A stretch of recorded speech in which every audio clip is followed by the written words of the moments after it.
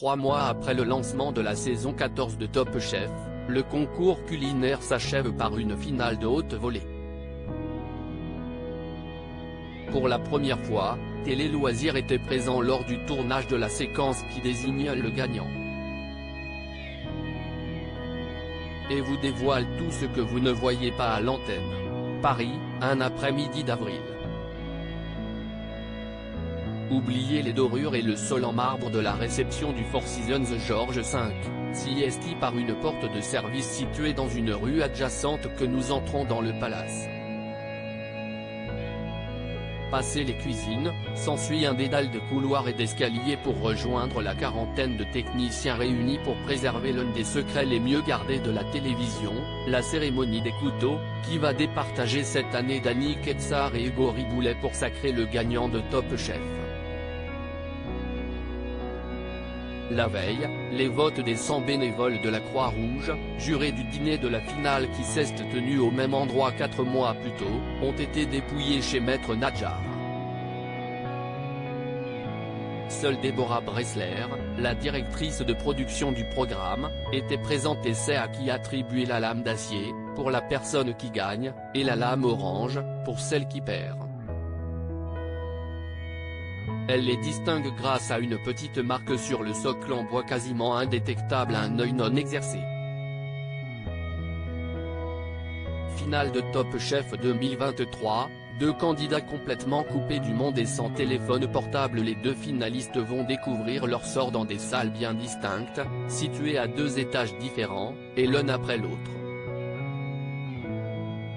Ils sont isolés depuis la veille au soir. Le matin même, la production récupère leur téléphone portable pour qu'il n'y ait aucun échange d'informations. Leurs nounous respectives, les encadrants qui leur sont affectés par la production pour la finale, note de la rédaction, s'envoient par message leur localisation dans l'établissement pour qu'ils ne se croisent pas, nous glisse Romuald Gravelot, directeur des programmes de Studio 89 Productions, la société qui produit Top Chef. Top Chef 2023, quelques couacs techniques pendant la finale entre Hugo Riboulet et Dany Quetsar au moment de découvrir les pourcentages des votes, sans en connaître encore la répartition. Romuald Gravelot s'aperçoit d'un premier couac, le total ne fait pas 100 à cause d'une faute de frappe. Il faut réimprimer en catastrophe un carton et refaire la prise. Une deuxième boulette arrive avec le socle du couteau qui n'est pas fixé à la colonne. La productrice se glisse rapidement auprès du candidat pour lui souffler de bien tenir l'ensemble au moment où il va sortir la lame. Elle en profite pour couper le petit cordon situé au niveau du scellé qui empêche le couteau de rester coincé, comme cela a pu se produire lors des premières éditions.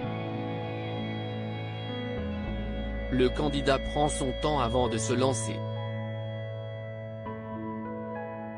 CIST comme les footballeurs avant de tirer, il lève les yeux au ciel, s'amuse une cadre de Studio 89.